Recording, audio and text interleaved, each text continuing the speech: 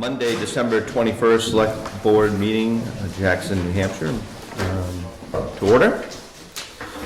Regular meeting at 4:30, not a semi-regular meeting.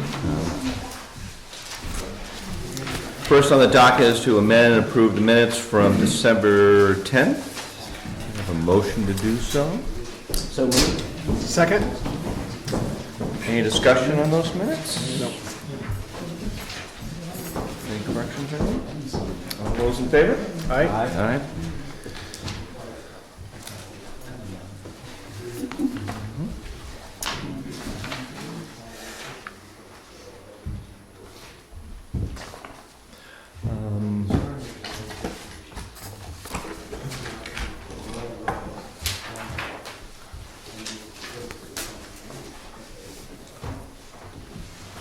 Thank you. And second on the agenda, B, is the budget hearing minutes. Can I have a motion to approve those? So moved. Second? Any discussion on those? All those in favor? Aye. Aye.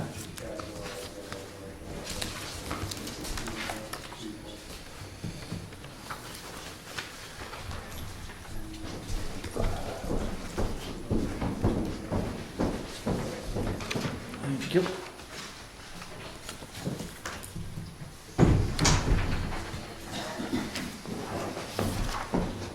And last item, item C is the fire department listening post minutes. Can I have a motion to accept those minutes?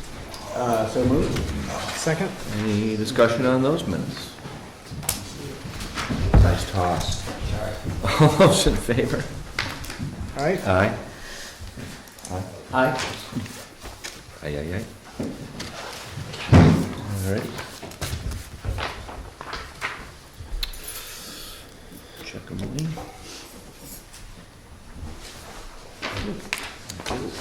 Sorry, sir.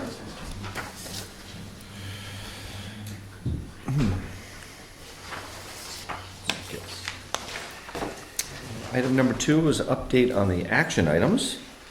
We've got a clean slate right at the moment. Kind of FYI for meetings coming up, Thursday the 14th and Thursday the 28th will be our regularly scheduled 4:30 meetings, the second and fourth Thursday of the month. Any final warrant article hearings will be scheduled after February 2nd if anything new comes up. We still haven't anything new come up yet? Still some things that are probably going to. Okay, yeah, there's always things that trickle in, petition articles and things. Okay. The 28th isn't a budget hearing of any kind, no. No, I don't think we have any meetings and budgets or anything like that on that, right? The 21st, 28th, just a regular meeting, right? Regular meeting. Regular meeting, Both of those. both those, okay. All right, item number 3, ZBA appeal. Jerry? Want to do that now? Yep, you're on number 3. All right. I'm happy here. We have the town, or the ZBA has is the defendant in a case Caldwell v. Jackson. And I put in, or I think you have in your folders, a copy of the court's decision of November 20th, which reversed and remanded the case back to the Jackson Zoning Board, at which time the chairman authorized the attorney to file what is called a motion for reconsideration. This happened outside the board, but what I really want to talk to you about is the money that's been spent to date. The billing through October is $12,480, and the clock is ticking. That's through October. And I think that that if the people of Jackson understood how their money was being spent for what the court describes as such a minimal intrusion into the setback as to be negligible. So for something that the court has decided to describe as negligible, we're spending $13,000, close to $13,000, and continuing. By continuing, I mean that the court And did you get a chance to read the decision Yes. report? Yeah. Okay, as you saw in the beginning of it, the court reversed and remanded on two items, particularly substantial justice, and on the decision of the ZBA that the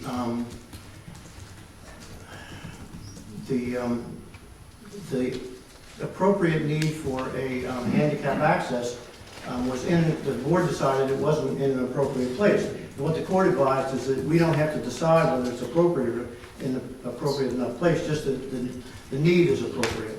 And he sent it back to us to reconsider. The board never had a chance to do that because if you looked at the emails, the chairman outside the board authorized the attorney to go ahead and prepare a motion for reconsideration, which are on very minor points, but nonetheless, it's going to cost additional monies for that.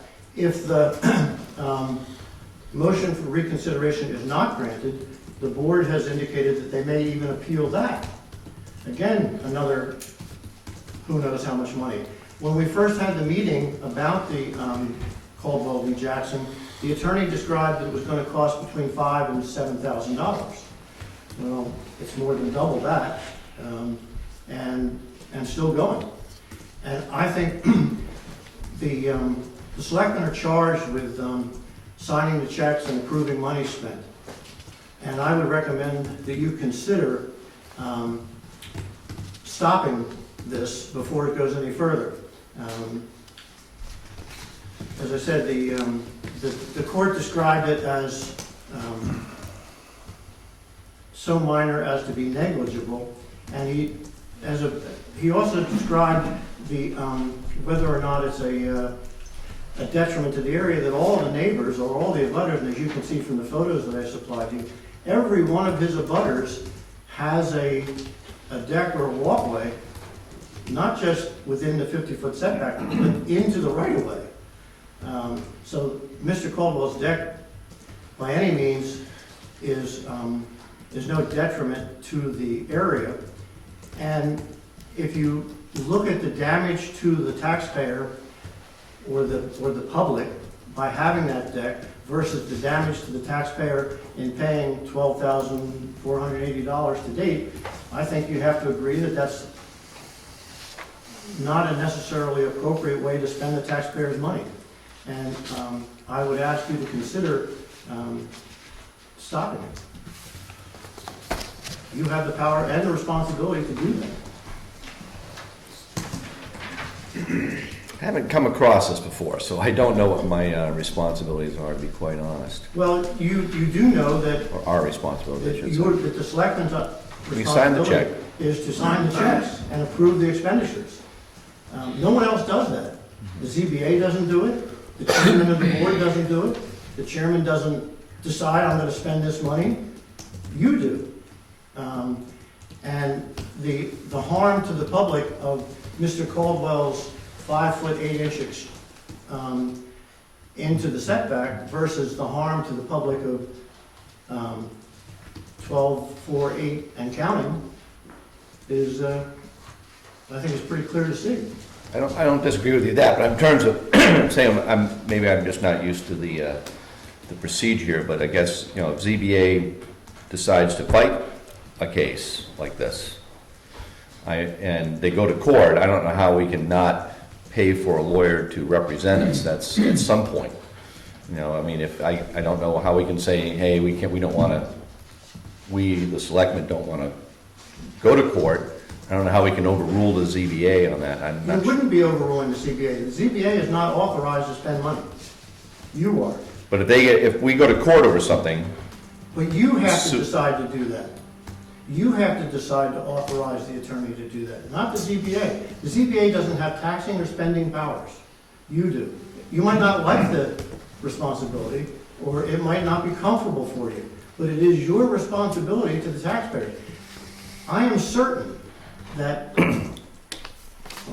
I am relatively certain that at the town meeting, if you said, should we spend $12,000 and counting dollars to make Mr. Caldwell remove his porch that has such minimal effect as to be negligible, to the taxpayers of Jackson. I don't know how you conduct that. And then when you couple the fact that our motion, or the ZBA's motion for reconsideration to the judge, and if you look at the emails, you can see that the chairman does not only agrees that he authorized it solely, he did it without notifying the board. And I think I also put in your packet what the rules are for right to know. And even if you look at the emergency procedure for right to know, that, for example, if it's an emergency as to time or whatever, and Mr. Malley makes the case that time was of the essence, but if you look again at the record, he prepared 2 motions. One that he sent to Frank, the chairman, and then another one later. So that shows passage of time. The right to know law doesn't as an option, requires that the board meet, and if it is an emergency, by whatever means possible, radio, telephone, notices, that this meeting be noticed. Not only was it not noticed, there never was such a meeting. So Mr. Malley's motion for reconsideration, where he says the board, now comes the board asked this and the board asked that. That's not true. The board did not do it. I'm speaking for me, not the board. I don't know what would have happened at a meeting that would have been called to discuss the decision of the court. What the planning board or the zoning board should have done was follow the judge's orders and meet and have a reconsideration of the disability issue. The judge reversed this on substantial justice. We didn't do that. We didn't have the opportunities to do that. I don't know how the board would have voted. I am a lone voice in this with the board. But the board was not given the opportunity to do this. So the expenditures of money from here on out is outside what would be considered the right to know. I am advising the court tomorrow by sending them copies of the emails that, in my opinion, the right to know has been violated. And again, if you look at the right to know laws, any petitioner can bring to the court an issue concerning right to know. And it doesn't have to be in legalese, it doesn't have to be by an attorney. The state takes very seriously the right to know laws. The penalties are anywhere from $1,200 in jail time to the least of which penalty is requiring the board members to have education in right to know laws at their own expense. I think if you look at the emails, there's no question that this decision was made unilaterally. And if you read the right to know laws, that's a violation. And I think you need to stop the expenditures where they are. It's your responsibility for the expenditures. Did the zoning board of adjustment ever give authorization to the chair to conduct They did not. negotiations with the attorney? That's called ex parte. And even with ex parte authorization, which the board did not do, even with ex parte authorization, the person who's given that ex parte authorization still has all the right to know obligations that they have to meet, and none of that happened. We were given information of this after the fact, and I think the emails prove that. Do you have any questions to that with respect to the emails? I haven't seen the email chain, so. Yeah, I just looking at them Okay, first time. well, I would ask you to look at them, and it's quite clear that on December 10th, the board was notified by email, I'm sorry, December 10th. November 10th. No, it was December 10th. Okay. The decision of the court was on November 20. On December 11th, I believe it was, the chairman advised the board of the court's ruling, and that he authorized, and you can read it in 3 emails because I followed up with him, that he alone authorized the motion for reconsideration.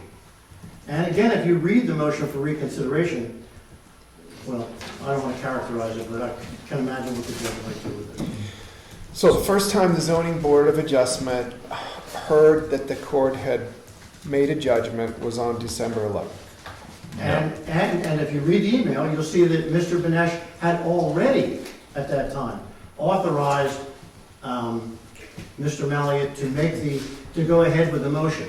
And also the fact, and I can prove to you that there are two motions, one of one date and one of another, which proves passage of time. So that,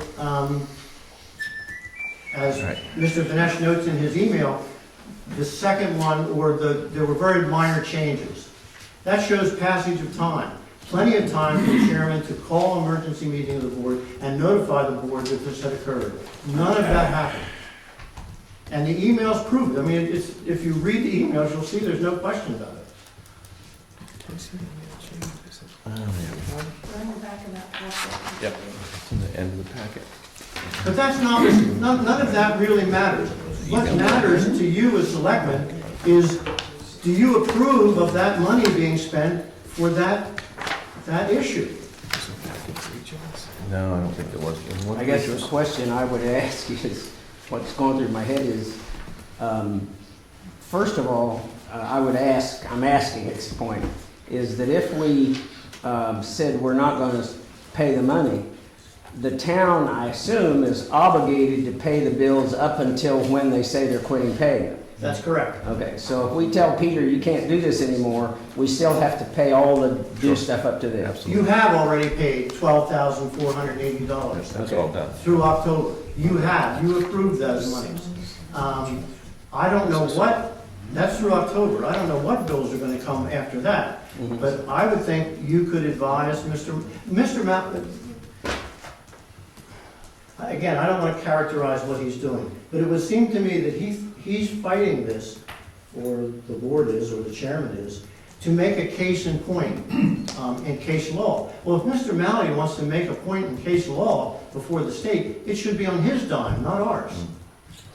And I think, and I'm quite certain that if you asked at town meeting, should we spend $12,000 and counting to remove Mr. Caldwell's deck, when, as you can see, every single one of his abutters has a deck or walkway, not just within the setback, but literally into the right of way.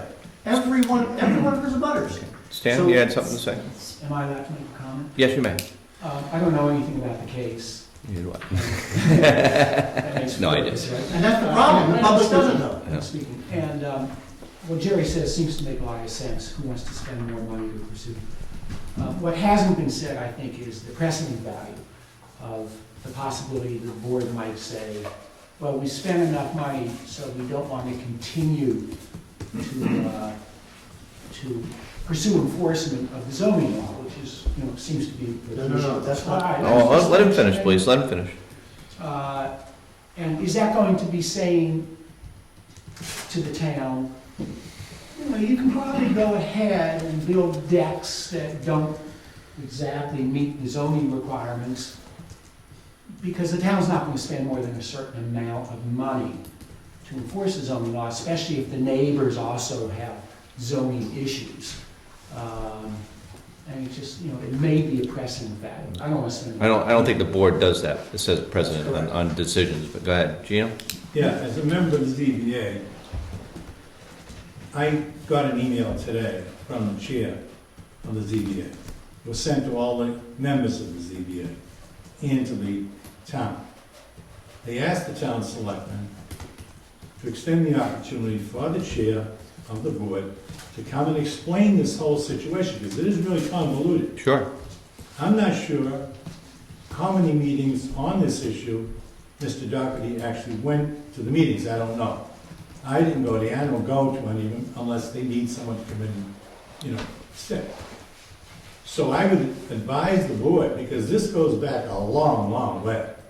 And there are currently things going on with the planning board of decreasing setbacks, et cetera, et cetera. This could have a very important issue in the future.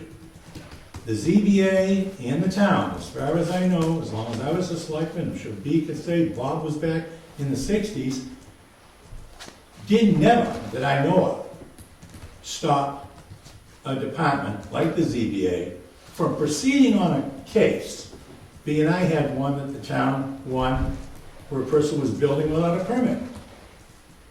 This is a case where I understand person had a plan, put it out there, the plan was approved, then built a deck. Then came back after that failed and said, oh, you know what, we got a mother that's got Parkinson's or something, she needs a ramp. Whether the neighbors surreptitiously, illegally, what have you, in the past, built extensions into right-of-ways, and they weren't proceeded against by the town, probably was because at the time, there was no, building inspectors per se. A lot of that stuff was done, especially around Malone Road and places like that. But to now, step into a case that the board and the attorney thinks is important, because of, I think, 5 things that qualified Criteria, yeah. under the law. They may have gotten 1 or 2, I don't know, I wasn't there. But for the board to step in now and stop the ZBA in the process and listen to just one side of the equation when there were 5 people there for all those weeks is wrong. I think you should have a meeting with the ZBA at some point and decide where you want to go, but at least talk to them first. I wouldn't do it independently.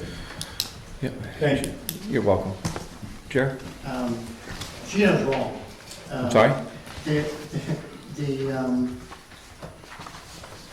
The board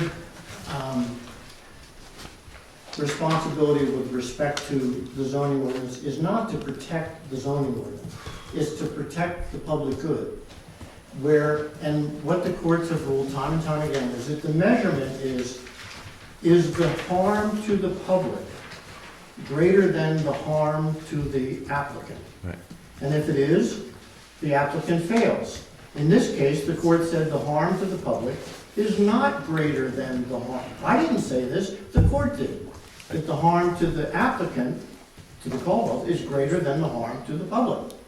And he described it as to be so minimal as to be negligent. I'm quoting, I'm not making this up, Gino.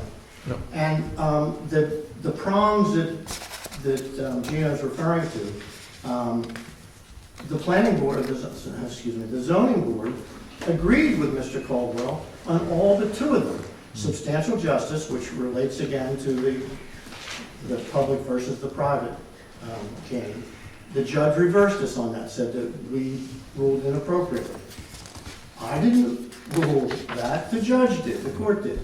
And then the judge said with respect to the handicap access, where we said it could be built, the board said it could be built anywhere else, the judge said that's not the criteria of the law. The law is it reasonable where the applicant wanted to put it? Again, this isn't me speaking, this is the court. And I didn't want to get into all this minutia. What I wanted to bring to your attention was that if you feel it's appropriate for the public good to be spending that amount of money, the zoning board does not, ruling by the zoning board is not to protect the zoning ordinance. That's the purpose of the building inspector and or the selectmen. They're the protectors and enforcers of the law, not the zoning board. The zoning board, the purpose of the zoning board is to serve as an outlet or a safety fuse where an applicant wants to do something that the zoning prohibits and where the public is not harmed. The zoning board does not make rulings to protect an ordinance. That's not our job. We protect the public good with respect to things. And what Gino was referring to with the planning board, most of the issues before the zoning board have to do with setback. Some time ago, the building inspector came to the planning board and said he's having trouble with the 50-foot setback. The original purpose, the original purpose of the, stated by the planning board in 1974 was to provide for adequate snow removal, off-street parking, and future expansion of the road. It wasn't for the rural character or open space. None of that is true. You might wish it was, but it isn't, because the court would have never upheld those reasons. So it is for adequate snow removal. The judge points out that meeting that criteria, the remaining setback is more than sufficient to do that. What Gina was referring to in the planning board is offering an amendment that will have to be approved by the town, that instead of 50-foot setback from the front line property at the roadway, that as most towns have it, 50 feet from the center line, which will end up being 37 and a half feet for most roads in Jackson. Which the building inspector, and you can ask him, he said, gee, I think 35 feet would be good.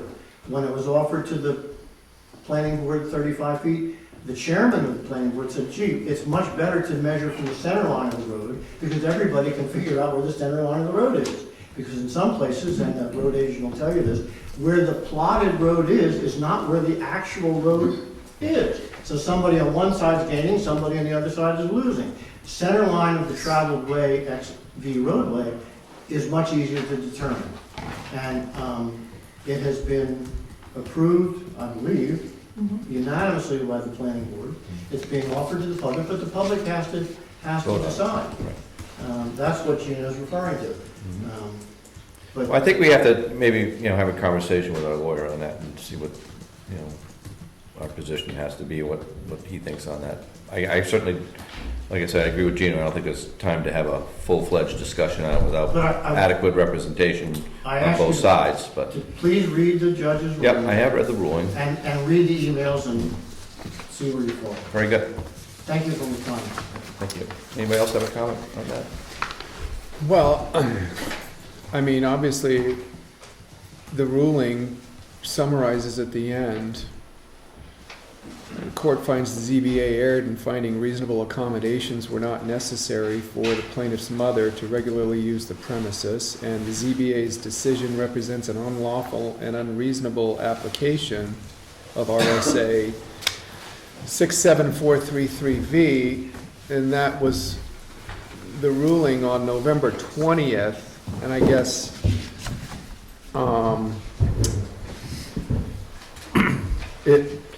if the email chain and what Jerry is saying are to be taken as evidence, nobody on the ZBA was notified of that until April 10th, when or December 10th, sorry, when he basically said that he apologized for not forwarding it earlier, but has gone ahead and made the decision to draft a motion for reconsideration. So I get the upset there. I think that it would be, I think, good for us to invite the zoning board to come to a meeting and kind of explain how this has gone. I mean, it might be less non-conforming and everything else. I don't know that it's negligible. I didn't read the whole thing, but I think that if there are decisions being made without the full Board of Adjustment involved, and the clock is still running on the meter, I think it's something we should have a conversation about. Should we invite the zoning board to a meeting to kind of catch us up to speed on this? I mean, if there was an initial estimate of $5,000 to $7,000 and we're already at 12, are we okay with that as a board? I guess my opinion would be, in order for us to go to our lawyers and figure out how to stop money and all that, we probably should talk to the board first and get their full explanation of where this is, and then talk to the lawyers and see where we're going to go. I'm not at all not at all comfortable saying, zoning board, we're not going to support you, not pay your bills from here on. I think we got to have more information than that. Right, yeah, right. So what's the timeline on this then? Invite them to the next meeting, and That's fine with me. Do they have any deadlines here, though, they have to meet? I have no idea. What's on the horizon with this? I have two full disclosures. I spoke to Mr. Caldwell in a phone conversation, I think it was the 17th, around 2:15 p.m. asking for his permission to speak to you about Caldwell v. Jackson. He asked me what I was going to speak about. I advised him generally, and he had no objection to my speaking to you. Secondly, there RSA 673-14 describes how a board member can be disqualified from a proceeding, in this case Caldwell v. Jackson. I advised, and there's some question as to whether contacting the Caldwell, in this case, Caldwell v. Jackson, is a violation of that ordinance. I've copied that ordinance to the chairman with a statement of my conversation and advised him to consider whether or not I would be disqualified from voting, not from the participation. So full disclosure, I covered those bases.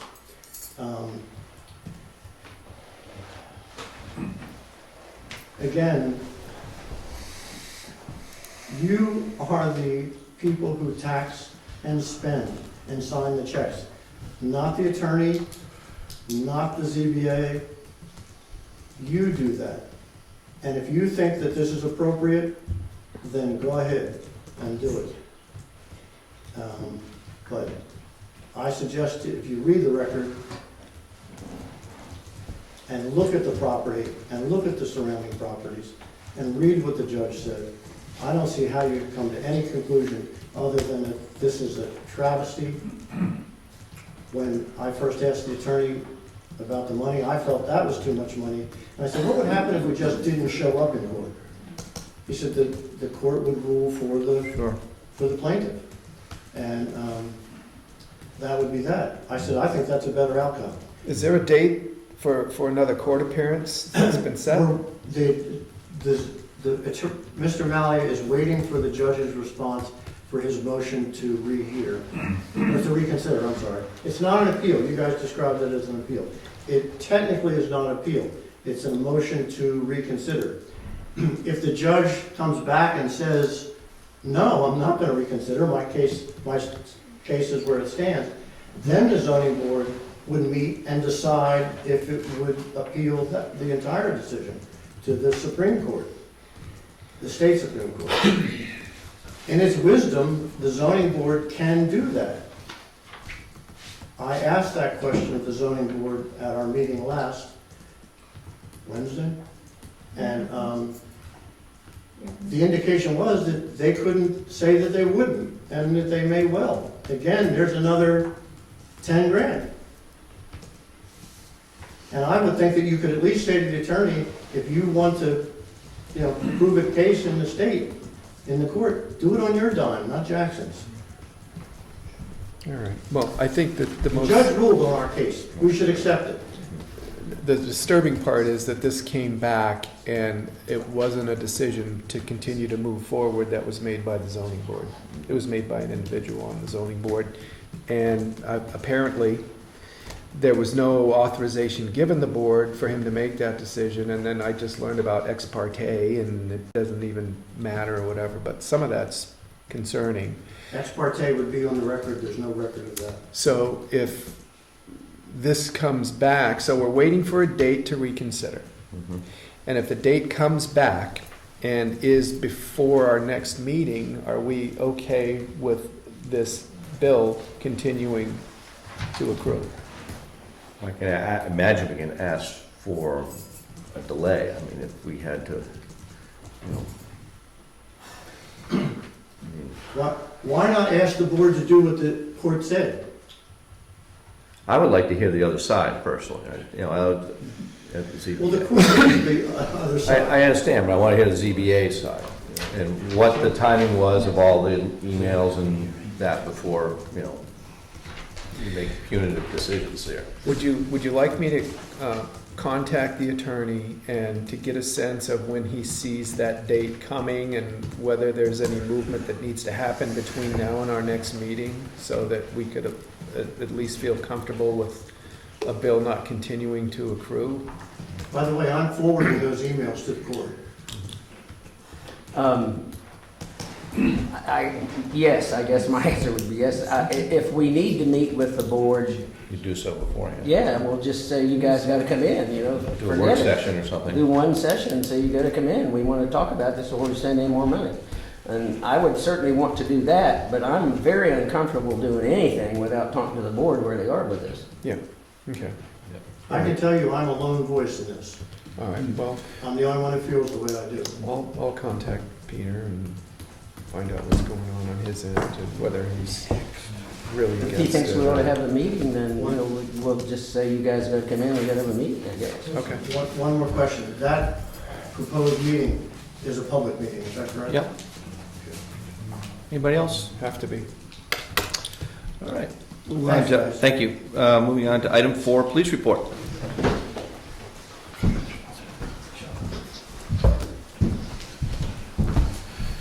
Hello. Good afternoon, gentlemen. Good to see you. Good to see you. One item on my agenda today. I'll be fairly brief. I have the distinct honor and pleasure of letting everybody know that our third officer successfully completed the academy and graduated on Friday afternoon. In talking with many people, he showed extreme proficiency in any number of areas that are important to us, including firearms and certainly the interpretation of constitutional law as it applies to our town and our state. So he's definitely out of harm's way, no problems with the sit-ups. Went through it perfectly.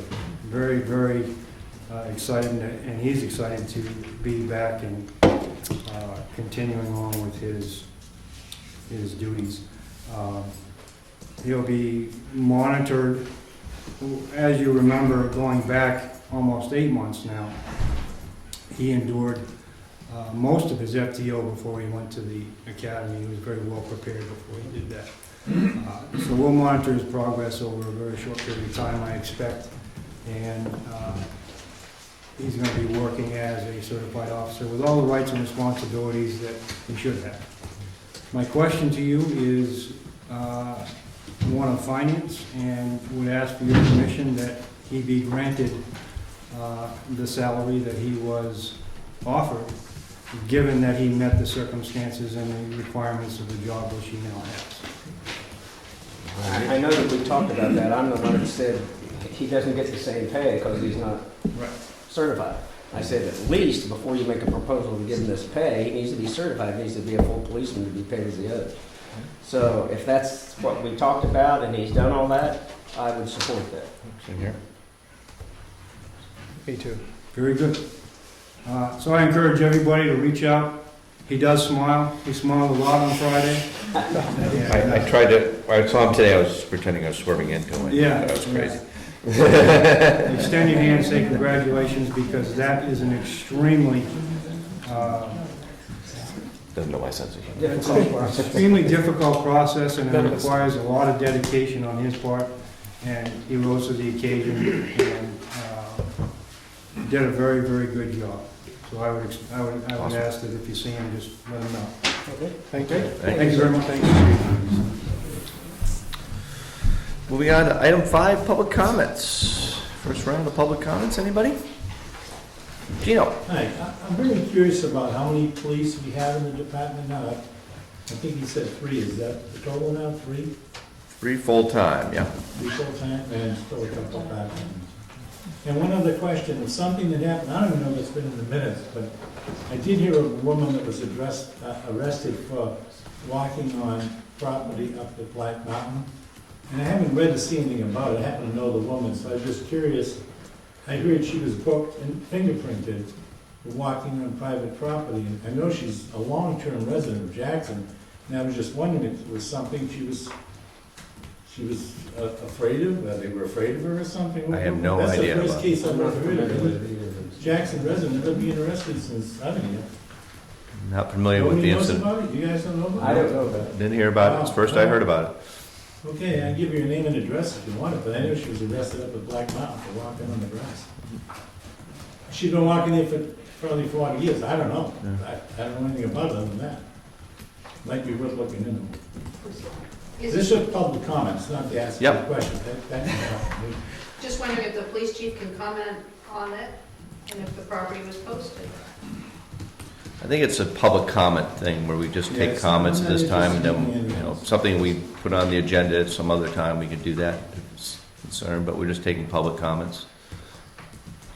And one other thing, just on the, not Sure, just Jim. related to the ZBA thing, elucidation, back about, I want to say 8 or 9 years ago, there was a guy building a house on Hill Road.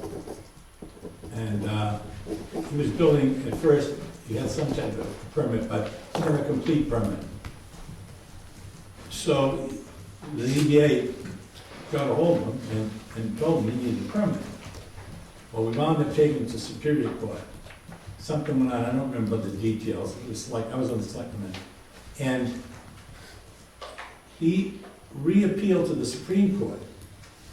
And we went to the Supreme Court, and the town won the decision, and he had to then pay the town back, blah, blah, blah, blah, blah. It was a bigger issue than this debt. But it proves to you that in any event, that avenue to the Supreme Court is not a bad deal. It usually defends your town's right to have your laws, what you put together as a town, enforced under law. So just because it's difficult, just because it's hard, just because sometimes it's expensive, the town's body, at some point, and the town voters decided they wanted that particular thing. And it's up to us and you to defend that right until you change it at a town meeting. And I'm concerned, one thing I was concerned about the ZBA, if you were to do something like that, interpose yourselves at this point, and the entire ZBA decided to quit, then you really have no oversight, other than the building inspector. That's all, I don't need to belabor the time. Thank you. Anybody else with public comment? All right, moving on to building inspector. Kevin? What we got here today? Short report. How are ya? Very good. Yes, sir. Yeah, see ya. Yeah. Mr. Bennett? Let me see here, we have a renewal of a building permit on Tin Mine Road, that project's coming right along. And we have another solar installation, it's like 5 kilowatts. And this is up on North Hampshire Ridge.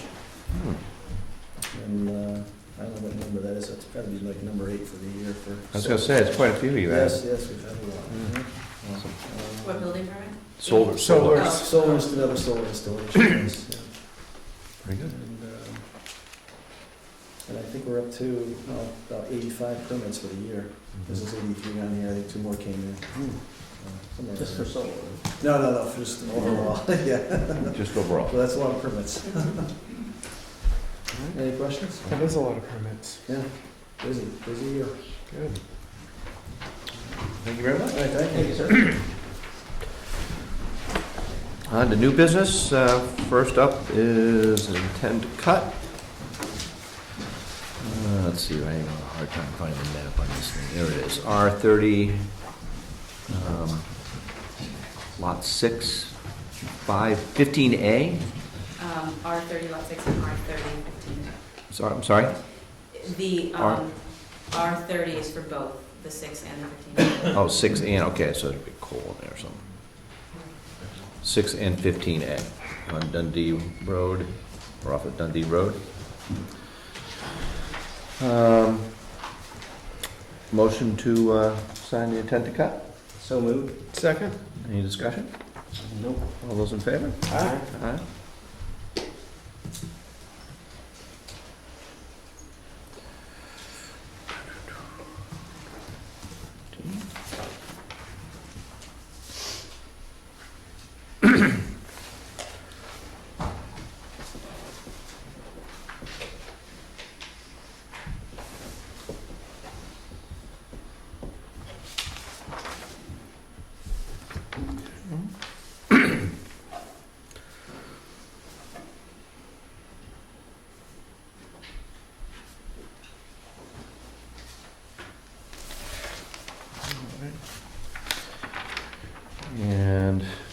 Next on the docket is Planning Board resignation, B. Davis. Angela, you want me to read this, B? No. No? Okay.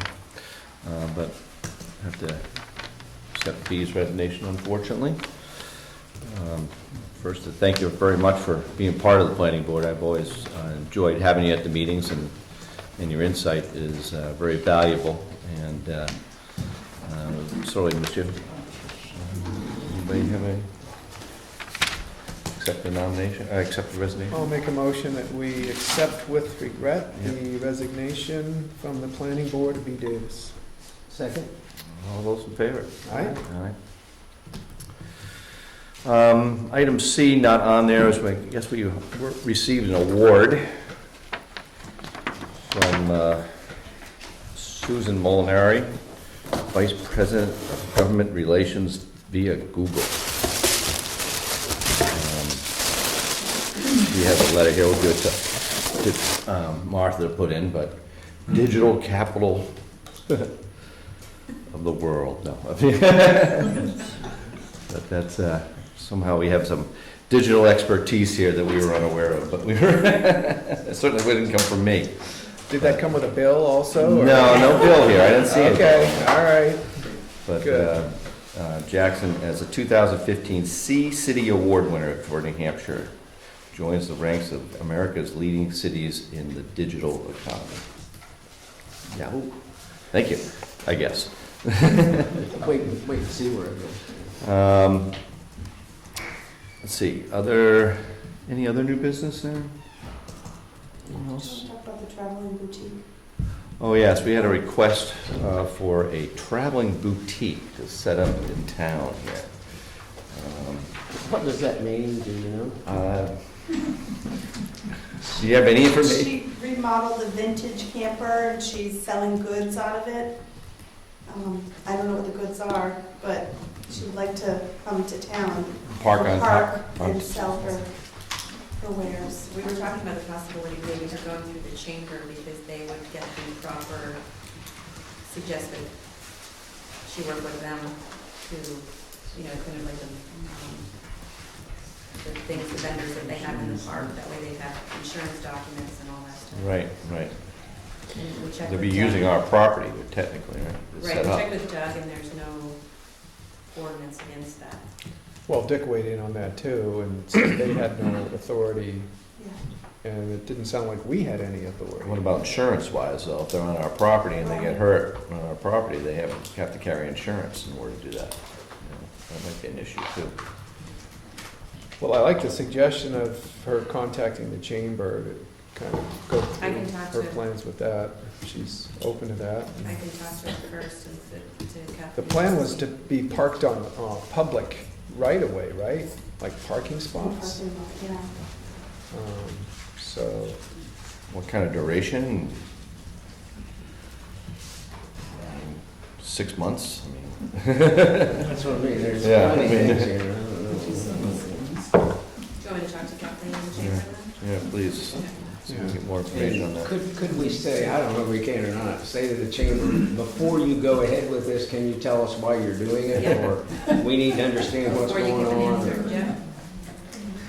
I mean, well, there are a whole bunch of questions that need to be answered, I think, before you do that, or else you could have 55 trailers out there.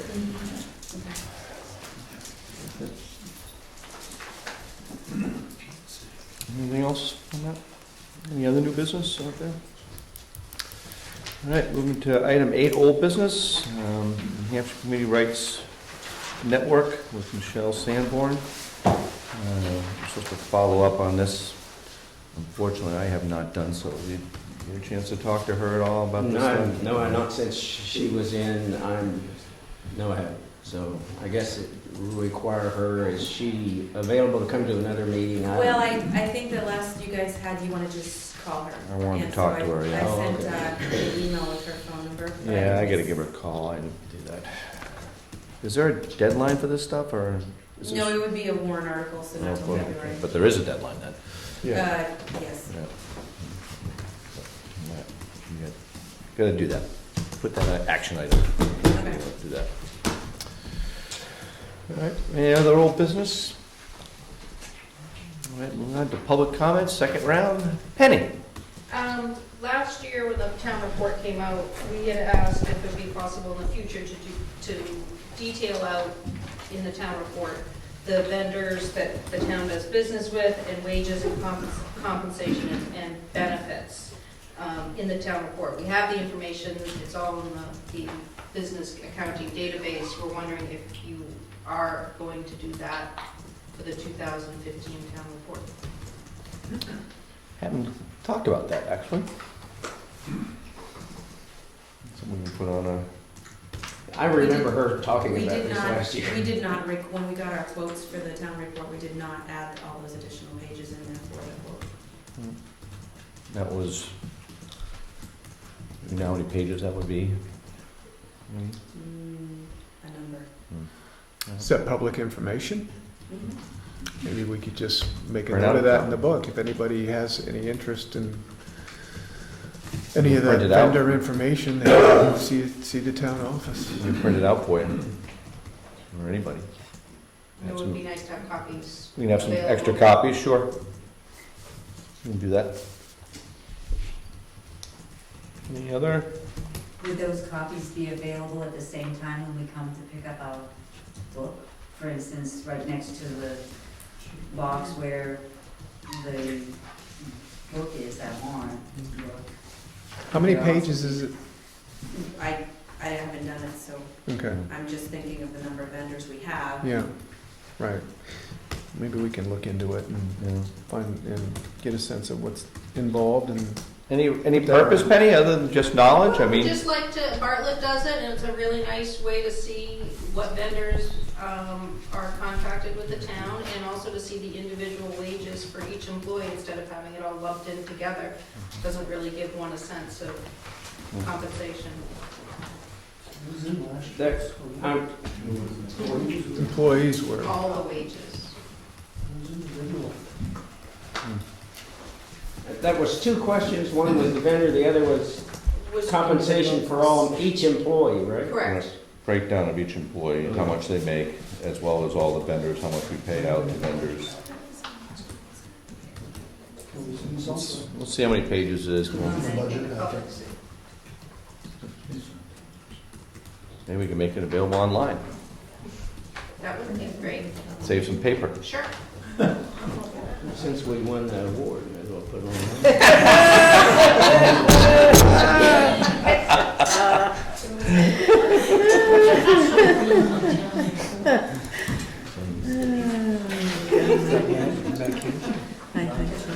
That was a good one. All right, Gino. One more quickie. On the medical plan change this year, I just received, because as a retired selectman, you're entitled to be able to pay your way on the program. I actually received the information from the new group that handles the pilgrim insurance. What I was wondering about, last year, I paid X number of dollars. This year, between me and my wife, I'm gonna pay $50 a month less. The old plan last year had, it was from the first dollar.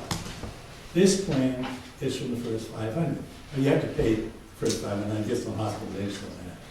So that $50 a month was just kind of used up. And what I was wondering about, the talk I heard about at some point, I didn't come to the meetings, it makes sense, it was something about the Cadillac insurance, tax plan, because of Cadillac plans, there was some taxes coming on. The question they had for the board was, if the Cadillac plan is a federal, Cadillac taxation is a federal item, why would it be any different with Pilgrim Health versus Anthem? I don't see, is that the reason we did it? Well, we have been looking at I'll try to answer for you. We've been looking at healthcare plans every year and sit down, and the proposal of the Cadillac tax, and what I understand, they did postpone it for 2 years. Anyway, I've said all along, my opinion of the Cadillac tax is it was part of the Obama healthcare plan. Right. And there's been a lot of discussion. The unions don't like it. A whole bunch of people don't like it. So they're trying to get rid of it. but it's very difficult for Congress to get rid of it because it's an income to pay for the Obamacare plan. And so they're kind of, there's this nervous thing. An agreement was reached, as I understand, in Congress, because some wanted to get rid of it and some didn't, so they agreed to do it for 2 more years. If I had to bet, I would say it probably is not going to get repealed. There's too much tax money coming in to do Obamacare. So to answer back to your question, as we look at these plans, we tried to look at, and this was before we knew it was going to be 2 more years out, is that what would be the impact on the town of Cadillac tax when it becomes, you got to pay it. And there was a significant reduction in this plan of Cadillac tax as opposed to the plan last year. That's a great idea. Really? Yep. Yep. I don't know. I don't know what the Cadillac tax, I don't think I have a Cadillac plan, I think there's only a couple. of Well, this plans. is, I don't want to, we can go on this forever. Right, we don't want. There's a misconception of what great plans are. As the government says, we're only going to tax the rich, but everybody down to about $6,000 is getting killed. So the Cadillac tax is going to continue to hit lower and lower and lower, and it's going to cost a lot of money. And that's going to be an additional tax the town has to pay on top of every health care. You say, I don't want to do this. Yeah. We could, we can do this another time. I'll be glad to talk with you privately and just talk about it. But anyway, Take a break. there's a significant reduction in Cadillac tax with this plan as opposed to the last. Really? Yes. Yes, Jeff? Would ask that the board consider in, as well as speaking to the ZBA, that you would speak to the town attorney, Peter Melling, and ask him for an estimate of the billing that he expects to continue with, so that you have at least a finger on Mm-hmm. where it's going. Yep. That'll be one of the questions I For ask. sure. Thank you. Anybody else? All right. So ends our selectmen's meeting, okay? Taking a motion to close this one. So moved. Second?